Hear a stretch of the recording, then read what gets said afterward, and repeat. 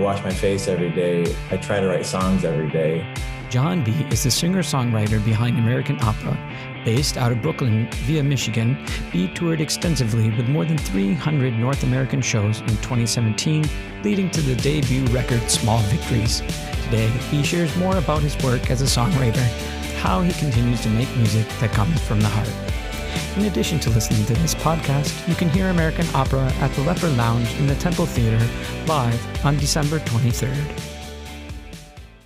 John, I want to jump right in here. And you've been writing music and making music for a good long time now. But perhaps for our listeners, maybe you can tell us a little bit of your story of what sparked that initial interest in making music and specifically writing songs. Oh, for sure. My family was a very musical family. You know, my grandpa had a couple of Gibson guitars that my brothers and I just thought were the coolest thing. And so we would play those when we were kids. And then when we were like 12 or 13, we got our own guitars. And my older brother really took to it. And he would just be listening to a record, like a Nirvana Unplugged in New York record, or Smashing Pumpkins, Siamese Dream. And then he would be able to just listen to it and pick it up by ear. And I thought that was kind of amazing. So he started a band, and you know, just him being my older brother, he was my hero. So I just followed his lead, and I started playing with him, and then started my own band. And from the age of like, you know, I had like the high school band and the middle school band and that kind of thing. But when I got out of high school and went to college, I started the band, and we went on tour. And that band was on the road from pretty heavily from 2006 until we broke up until 2011. And I guess I didn't really know that I was writing songs. I was just playing in a band, right? And then when that band broke up, and I still loved creating music, that's when I really got into writing, like the songwriting part of it. And I started listening to like Johnny Cash, John Prine, and then more contemporary artists like Jenny Lewis and Brandi Carlile. And I was just blown away by the craft of songwriting. And that led me to like Ryan Adams and Jason Isbell. And I just fell in love with it. Yeah. You mentioned some of those artists that you've been inspired by and listened to. Are there other sources of inspiration that you sort of draw from when maybe things are going in a way that maybe you don't feel the inspiration, or you're feeling like a dry spot? Oh, dry spells happen all too often, unfortunately. And, you know, I've dealt with my fair share of writer's block, and I'm sure a lot of us have. And what I've found is the only thing that fixes it is to push through it. There's not like there's days that you might not get things. And what I've tried to do is just make it part of my everyday routine. You know, like I brush my teeth every day. I wash my face every day. I try to write songs every day. And in doing that, it kind of lessens the load on getting something that day. And it's just part of the routine. And even if I write down something that I'm never going to use, or if I write a melody or a chord progression that I'm never going to use, it was just part of my process that day. It was just part of trying to show up to work. And to view it with like as non-judgmental of a scope as I can, because it can get really easy to get frustrated when you're writing songs or creating any type of art. But I just think that if you show up every day and you try to make it part of your every day, even if you can just play for a half an hour, 20 minutes, pick up that guitar for a little bit and see what comes out. And if it doesn't happen that day, maybe it'll happen the next day. Yeah, it's interesting to think about that pattern, how so often it can seem from the outside like want to accomplish this big thing all at once. But what you're describing is more of a make a lot of stuff and curate it from there, and not try and worry about its goodness or badness, but that initial start. Right. And on the other end of things, sometimes I'll have an idea that I really love and that I'm really excited about. But the problem there is I've become so precious with it that I'll write, like I'll have a melody, but I won't be able to find lyrics to match. And then I'll be sitting on an idea of weeks that turns into months, and that has turned into years before. And that's not helpful at all when you just, you're so precious with an idea that you won't let it come to fruition. Yeah. Do you find you have a system for sort of keeping track of the daily progress that you make, or these daily bits of information that you create in terms of cataloging or writing down or recording? Is that also part of the work that you do in your songwriting? It is, but I'd be lying to you if I told you I had like an organized process. I journal every day, and I've got multiple, I've got books around the house that I can just, if I'm in that room, and I've got a guitar in every room. So if something strikes me, if I have an idea, I can pick up a journal and write it down really quick. I am obsessed with the voice memos app on my phone that is just full of song ideas, and they timestamp it with a date and everything. So if some days I can like correlate my journaling, because I try to keep the date on my journal, and then with the voice memos app, I can try to find the melodies that I was working on that day, or the whatever music I was working on that day.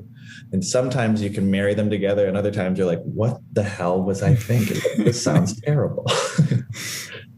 Yeah. I can't remember who it was off the top of my head, but she had mentioned she like has boxes, like she has a yearly box that she just shoves everything into and then puts it on the shelf, and then at least the idea is in the box somewhere. Right. I often wonder how, just because I've seen so many songs just like slip by me over the years, I wonder like how many songs get started that, so many that get started that will never get finished. Yeah. It's almost as if there's a place for all the lost songs or something like that. Yeah. So moving sort of along that direction of sort of daily inspiration, working every day, what do you find most rewarding about either the process or the end result of having a song finished? What does that feel like to you? So I gotta believe the most rewarding thing is when you finish a song and you're happy with it. When I was first starting out, the most rewarding thing was always performing. I was obsessed with performing, and I love that validation that you get. You play a song, and then every 3 minutes someone claps at you. It's like, oh, thank you. This is like, that feels good.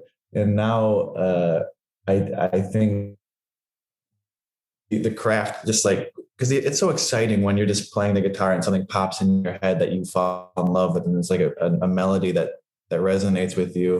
And then even better if you can find the words that match, right? And then but it's often, for me at least, a long process to get from beginning, middle to the end. There's the rare occasion where a song will just happen and it feels like it just pours out of you, and it's a rare occasion that it's done or near finished when you first get the idea. Those, when they do happen, those tend to be the songs I like the most for some reason.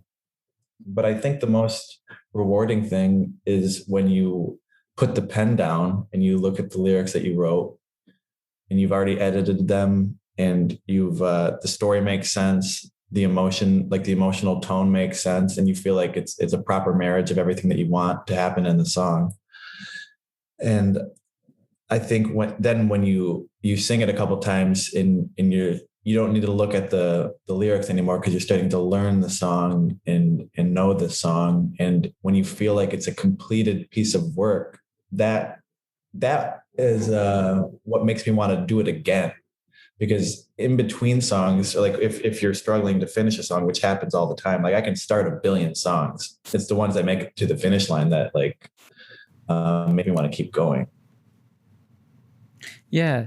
That's interesting because, when we started our conversation, you talked about being in the band and not so much as being the songwriter. And now you're at the point where you're that guy, you're the guy in front. How has that sort of transition changed the way that you approach your music or performing your music? Considering now you're there's maybe more resting on what you create than there was before. Absolutely. So when I was in my previous band, there was 4 of us and we were all writing together. We all had a say and equal partnership. So it was like being a part of a team. And then, and I loved it. And when that went away, a lot was, like you said, a lot of it was resting on now it's just you up there on stage. It's just you in the car. It's just you on the road. I felt like I really needed to, I wanted to engage in the audience more. I needed the audience to become more of the show. And I think most overwhelmingly for me was I needed to be better. I needed to become a better singer, become a better guitarist and a performer. And I think the only way I was able to do that was hit the road and play every night. Because when I first started out as a solo act, I couldn't hide behind the loud guitars. I couldn't hide behind the loud drums. I couldn't hide behind the other people singing with me and just what being a rock band is. Now it's just a very isolated one person, one guitar, one vocal mic, and it's like a microscope was put on me, and it was, I was just very self-aware of the fact that I needed to grow especially as a singer. Mm-hmm. Yeah, and I imagine when you have to do that, as you describe, night in, night out, that process can happen maybe more quickly just because of that self-awareness. I wish I could tell you it happened quickly. No, slow, huh? But it was, there were times where, you're kicking yourself because, I would always ask for more in whatever room I'm working. I was like, can I have some more vocals in the monitor and more? I just wanted to hear the guitar really loud and the vocals really loud because I just wanted to make sure that I could sing on key and carry the tune, man. It was tough to look in that mirror every night, but I think over time, you become more comfortable in your voice. And now that I'm older and you get the tools that you have, and you just got to make do with what you have. Yeah. There's an expression that I use on a regular basis, the good over perfect principle of making sure that not going too hard for what's perfect as much as what's going to work for any given scenario, and sometimes you just gotta deliver. That's so true. It's a lesson that I need to be reminded of. Is just the perfectionism thing is difficult because that can lead to procrastination and a litany of other things that are going to get in the way of what you want to do, right? Yeah. So what you're a creator too, right, Thor? Yeah, so I'm mostly photography, some other things, but mostly photography. So how do you find? So I've got some friends that are photographers, and I'm always blown away by because you guys have an eye, like where musicians have an ear, and like filmmakers and photographers have such an eye, and it's just I've always been blown away by that. How do you find like your process to be like? Well, I think that it's interesting because that description of working every day, of making something every day, that's something that I try to do as well in my craft. Even if it's not a long period of time, if it's a short walk, that's still an opportunity to keep my eyes exercised, so to speak. So it is interesting to think about some of those parallels across different art forms or creative forms. I love talking shop, man. I love hearing how people how people think and how they react and how what moves them to do it, man. It's beautiful. Yeah. Well, just in closing here, I'd love to hear a little bit about how you see your place in music changing or evolving in the future. If you have a sense of that or a particular goal or in mind, if you'd be willing to share that. Certainly, if there's top secret things going on, there's no need to divulge those. But oh no, nothing too top secret with me. I'm kind of an open book these days. I just finished a record that is coming out soon, and I'm happy to have that out because I wrote it 5 or 6 years ago, but a lot of things got in the way. Life got in the way. Some personal stuff happened, and then COVID, and then unfortunately, the guy that I was doing the record with, his dad got sick and had to take some time off away from the record. And my thoughts are with my buddy Brendan and his family and stuff. But life gets in the way, and there's not much you can do about that. You just got to roll with the punches. But yeah, I think moving forward, I've got this record coming out. And, the pandemic kind of put a stop to my touring for a while. And it's given me a chance to kind of look inward and take a break from the road for a while, which I really haven't had since I started. And not that I'm happy about it, but it did happen. So I'm stopping. I stopped touring, clearly, like we all did. And now I'm just writing a lot and recording a lot and just kind of waiting in the wings until I feel like it's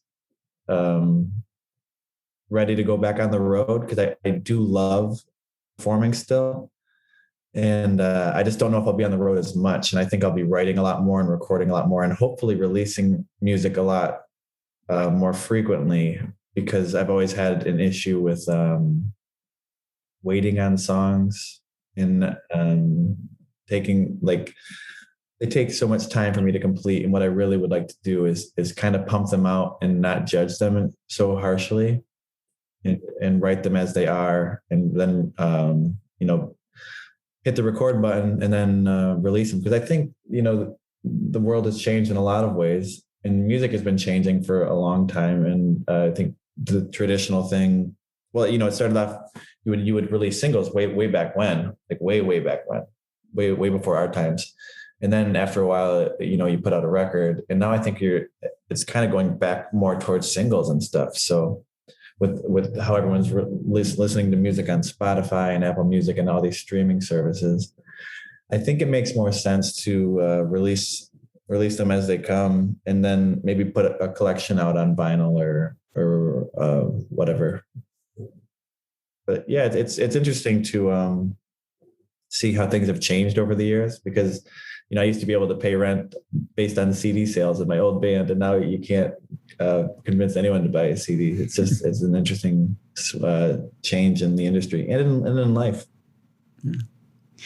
Well, thank you again, John. We are looking forward to having you here in Saginaw for the show in the Leopard Lounge at the Temple Theater. And safe travels to you as you're coming, and we'll see you soon. Hey, Thor, I appreciate you. Happy holidays, man. Thank you. Yep, you too. Thank you for listening to the Saginaw Art Museum podcast.